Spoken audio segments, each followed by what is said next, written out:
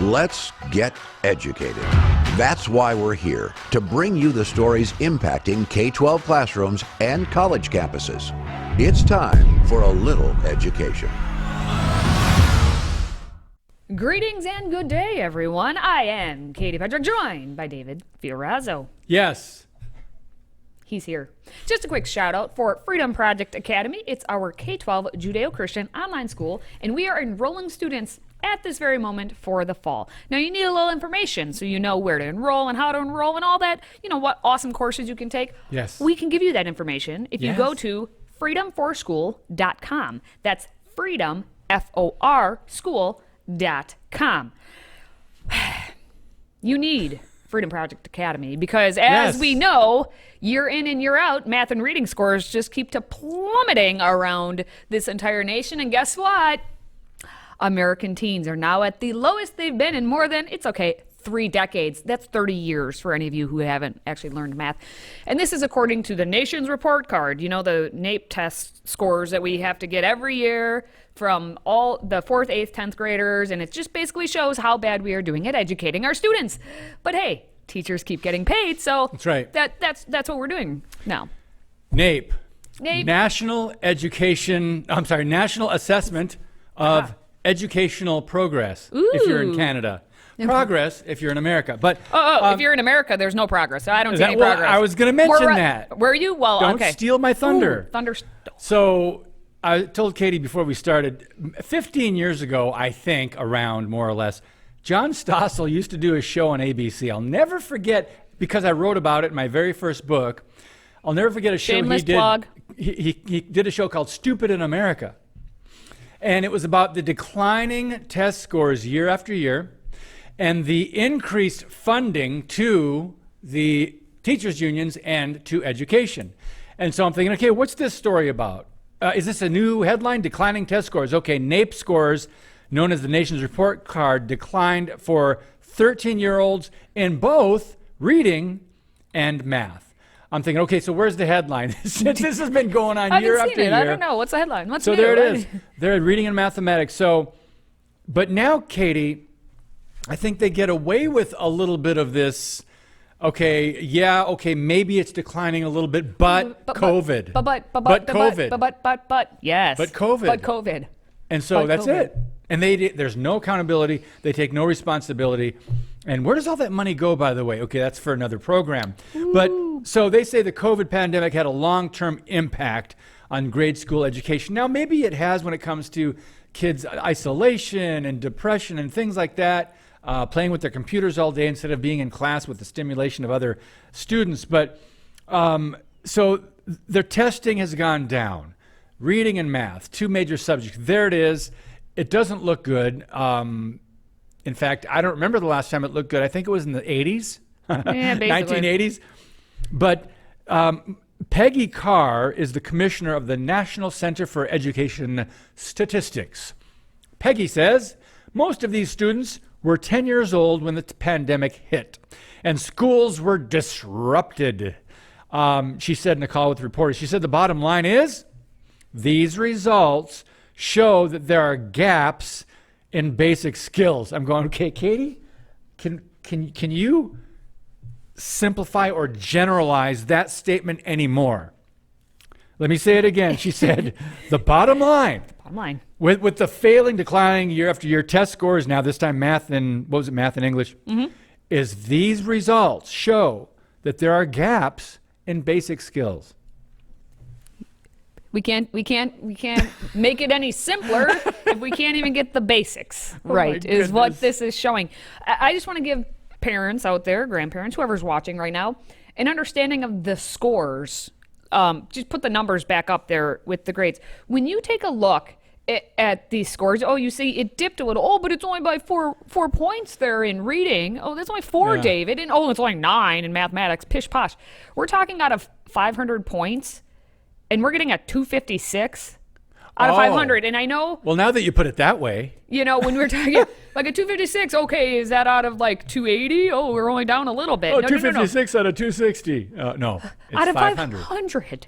Like, this is how bad we are. We're just for reading, just over the halfway Just point. about But we 50%. wouldn't know that that's about 50% because we also can't do math, so we don't even know how to do simple division like that's that. a good so point. the fact that we are continuing to decline year after year after year, and After year, everyone's but- just going, they only look immediately at the previous little bit of scores. Oh, it's just 4 points. Oh, it's just 9. Look at the trend. What has happened over decades at this point, and what has been done to truly change the results, attempting to change the results? More money? It's been money. Yeah. And after that, they put a little bit of money in it, and then they thought about it for a while, and, then they're they like, lobby. hey, Yeah, they lobby for more money. why don't we get some more money? Yeah.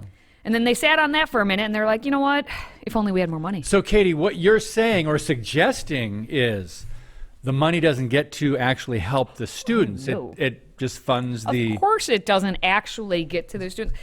educators, the administrators. Yes. Let's go back in time. Okay.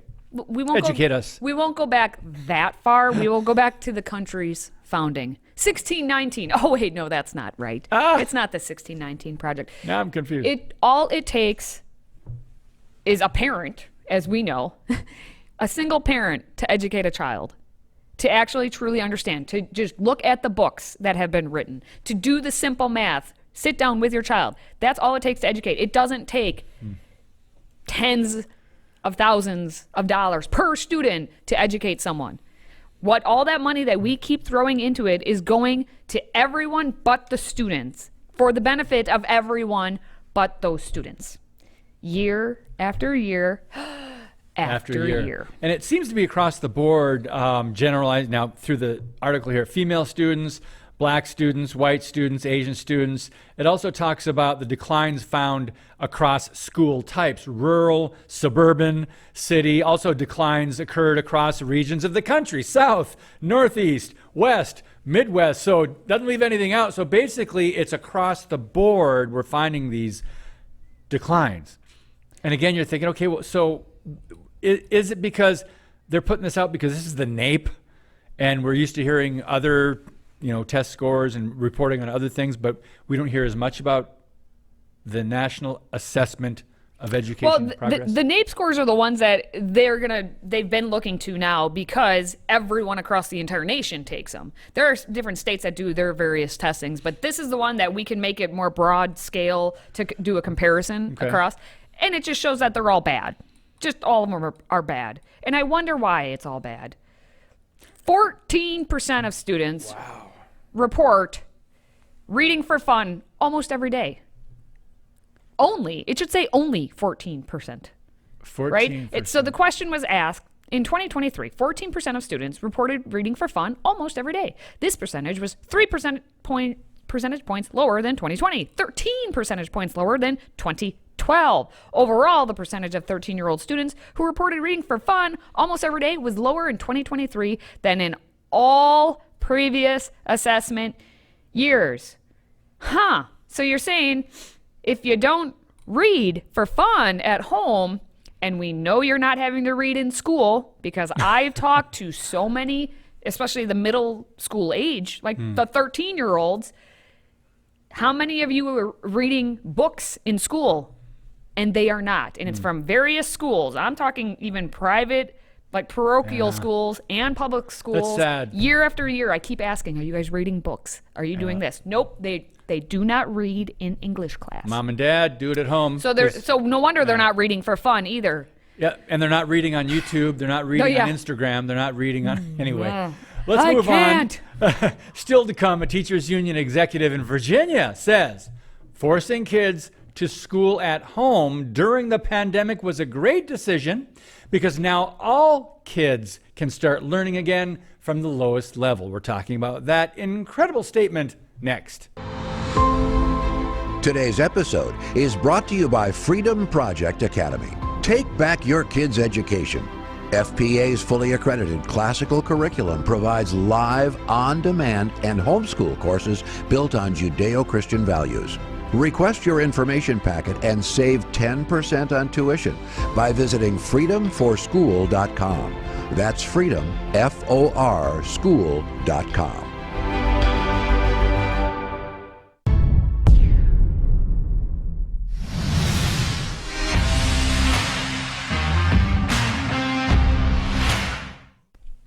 on the note of reading, since I do read for fun, or at least back when I was in school, we did still read novels. Right now we have some sort of Orwellian or Huxley type world going on. And if you've read anything, you probably have heard of like being Orwellian, or maybe like Aldous Huxley. The Huxley brothers. No, not the Huxley brothers. But anyway, you may know that all animals are equal, but some animals are more equal than others. You know which book is that from? Animal House. Or Animal Farm. Animal Farm. Animal House, great movie though. That's the movie. Yeah. That's the movie. That's probably what they Animal are. Farm. You know what? Instead of reading Animal Farm, they're probably showing Animal House in school. That makes sense to me. That's why kids are confused. That's why. Now, Teachers Union executive made an almost equally creepy comment when he was being interviewed by ProPublica for an article about remote learning. Oh, And boy. don't worry, we'll get to the exact quote here in a moment here. Melvin Hostman, or Hostman probably, a newly elected member of the executive board of the Richmond Education Association, we're talking Virginia here, suggested that since all students experience learning loss, with the pandemic and having to be away from school, well, that makes them equal. Oh, wait a minute. So David. God did not create them equal, but the pandemic made them equal. COVID made them equal. There You know we what? go. There we Anthony go. Fauci truly is little G God there. Jeez. I mean, he's wanted to be such, so now maybe he's gotten his wish. Did you just say that name? Okay, all right. More therapy now. Hold on, for let a me lot of wash my people. mouth All right, out. more therapy now. Sorry. We're sorry. Sorry, We we did not give a apologize. trigger warning on that. Yeah, But okay, yeah. so here's what Hostman said. The whole thing about learning loss I found funny is that if everyone was out of school and everyone had learning loss, then aren't we all equal? We all have a deficit. Oh my goodness, the logic. Hey, you guys, we're all equally dumb. Let's celebrate. Let's have cake. That's basically what he said. The interviewer then referenced some data showing learning loss was worse among racial minorities. Uh-oh. And of course, Hostman said, of course, because our society is inherently unequal. Wait a minute. The society's unequal. Okay. The whole society is inherently unequal. But now that we had the pandemic, now we're equal. That makes sense. Yeah. He makes dollars and cents. So Hostman, who has taught high school history for 6 years, there it says it all. If you're not an English teacher and you say this nonsense, you're a social studies teacher and you say this nonsense. Well, But which is we've funny, heard it in because guess what every I'm licensed to teach? topic in school. Those subjects. Now, Every anyway, subject, he also told ProPublica that he was reluctant to agree to push for additional instruction time because of more pressing problems like a lack of toilet paper and school buses arriving late and widespread absenteeism, because the schools, Richmond schools, are looking like, hey, should we have all year schooling to help get the kids back on track? And he's like, no, I mean, toilet paper is a big issue, so we can't have the kids school year round, or at least get more time with the teachers since they miss so much. No, toilet paper. All right. So there's that. So he emphasized the needs of the teachers, saying that many teachers felt like the only time they had work-life balance acceptable to them was during virtual school. Oh, when they were at home. Remote learning gave the teachers more time to run errands, walk the dog, and exercise. And he said, Hey, just don't like make fun of other walking the dog. He said, I exercise. Just like other professionals doing remote work, he said. So again, when we're talking about how our kids can't read and they cannot do math, it's because we don't give them enough money and the teachers need more time to walk the dog. Does that makes sense to everyone? Logic. Yeah. Now, Richmond school administrators, again, considering this whole lengthening of the school year to address that learning loss, and the teachers union is opposed to extending the school year. I can't believe it. The teachers union is against extending the school year. But I thought they want, longer days, longer school years. No? No, not the teachers union. Oh, I see. But what's interesting is No. they say they're having problems getting teachers and tutors. And I can see why. I don't know if you guys remember some of the shows we've done here on Educated with some of these, I'll just say it, wacky, young, immature teachers that are doing ridiculous things in the classrooms. And no wonder they're having a hard time finding good teachers and tutors. Oh, we wonder. Now, when we come back, you don't have to wonder because we're going to tell you. She's been called one of the most dangerous people in the world for keeping schools closed during the pandemic. And now, Randi Weingarten wants you to know which presidential candidate she will be funneling millions of dollars in union fees to. I'm on the edge of my seat. Who could it be? We're going to get to her cringeworthiness next. Today's show is sponsored by our friends at MyPillow. Save up to 66% on pristine quality bedding, towels, slippers, signature pillows, and much more when you use the code EDUCATED. That's EDUCATED. Educated. Support this show and a great American company.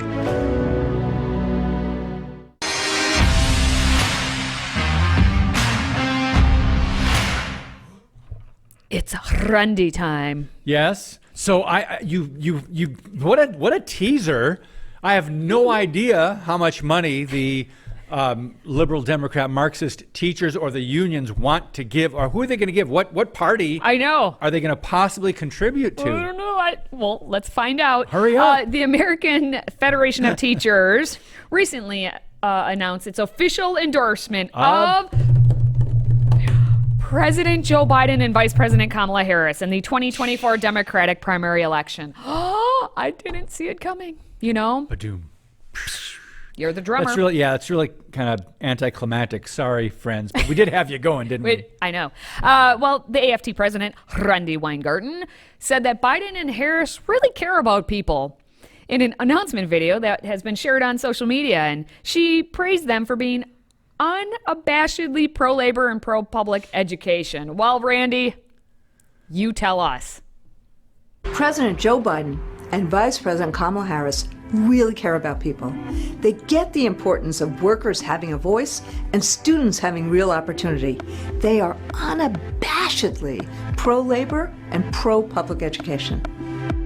I'm Randi Weingarten, and the 1.7 million members of the AFT, representing public school teachers and school staff, higher education faculty and campus staff, nurses and healthcare professionals and public employees across the country. All of us are proud to support President Joe Biden and Vice President Kamala Harris for the Democratic nomination in 2024. I'm voting for Joe Biden because of the public service loan forgiveness, the African American community support, and I want him to finish the job that he started. I'm voting for Biden because he fights for what our schools and communities need. Let's help Joe and Kamala finish the job of standing up for what families need, making government work for all Americans and building our economy from the bottom up and the middle out so everyone can get a fair shot. Cringeworthy. That was just embarrassing. It was crunchy Come on, cringe. guys. It was crunchy cringe. Why is everyone yelling in the video? How dare Randi Weingarten suggest that 1.7 million people are lockstep with what she thinks and that they all support what Biden and Harris are progressive doing? Democrats. They're all going to support Biden and the and fact Harris. that they're talking about a fair shot, as in like a vaccine shot, or what kind of shot are we talking about here? Well, I like the line that one gal said that they want Biden to finish what he started. I'm going, okay, they just want to destroy and deconstruct the country. You know what? Honestly, Sad. now that you put it that way, yes, let's just have him finish because then we can be done with him finally because done. he's been in political office for 50 Oh, years. gosh. How long is it taking you to finish anything? A sentence. So, if he can read the teleprompter correctly, What? but and you know, it's just really disappointing that he actually could possibly continue to be president This if is he's true. reelected. But hey, here's the deal. They come out with that AFT video, officially supporting Biden and Harris, and then a hot second later, what happens, David? The Department of Homeland Security announced that they have 20 new members for their school safety board. And Secretary Alejandro Mayorkas appointed 20 members to the 30-member Homeland Security Academic Partnership Council. Guess who's on it? You'll never guess. Does it have anything to do with that ridiculous video we just saw? Oh, how'd you guess? One of the appointees is American Federation of Teachers head Randy Weingarten. Who It's said, interesting how that works. Yeah. How you can be on a board with the Biden administration and then representing all the teachers, though 1.7 of million. 1.7 million. And then, but you're fighting for the kids. She said it was reckless and irresponsible to let the kids go back to school, during the pandemic. And this was at a time, by the way, when she said that, when most other countries were getting their kids back in school, already had students back in education. In America, teachers are enjoying this. Just leave unless you're in leave kids at Florida, home. then the kids actually went back to school. And now she's going to be in charge of if there is another pandemic or health, right? National security and safety, right? Safety of the students, of the children. It's all about the children, Katie. It's all about even the funding that never gets test scores up. Ever. Rarely. It's all about the kids. Believe that children are our future. Yeah. Feed them well and let them lead the way. Let the children lead. That's some of the worst advice in the world. Let the children lead. That's what exactly they're doing when a 4 or 5-year-old says, "Mommy, Daddy, I think I feel like a boy." Okay, go ahead, lead the way on that. Do whatever you want. Let me affirm you. Oh, sorry, You're I'm done. off my soapbox. Well, Randy really gets you going here. Yeah. All right. Well, many of us joke about returning to a simpler time. I don't joke. I'm serious. But a new poll actually finds just how many Americans would be willing to return to the days of yesteryear without internet or cell phones. More on that next. Gasp. If you have a smartphone, tablet, Roku, or Apple TV, consider downloading the Freedom Project Media app.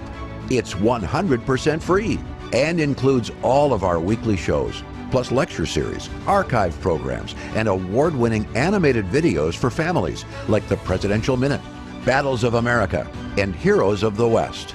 Don't rely on the social media giants to keep you informed. Simply download the Freedom Project Media app from your app store and allow notifications. And we'll let you know when a new video is ready.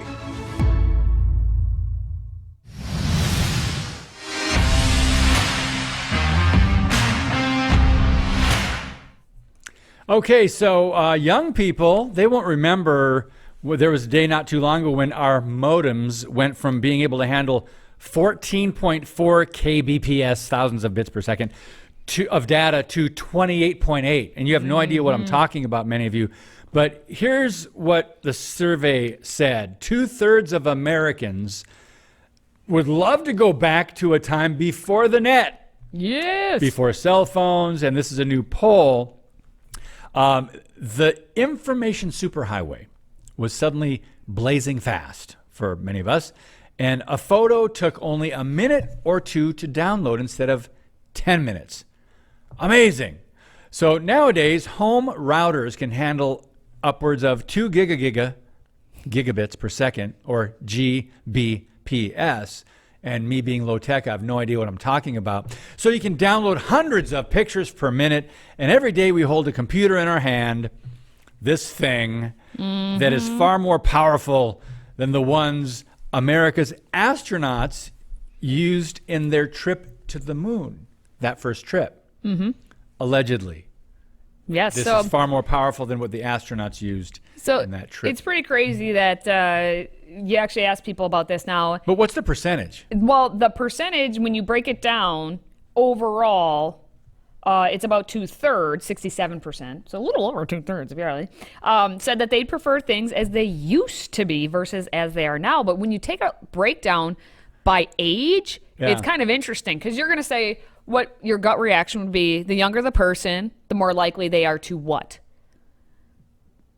Want the technology. Yes. The older people would be like, oh, I don't want the technology. Let's go back. Nope. It's kind of actually the reverse.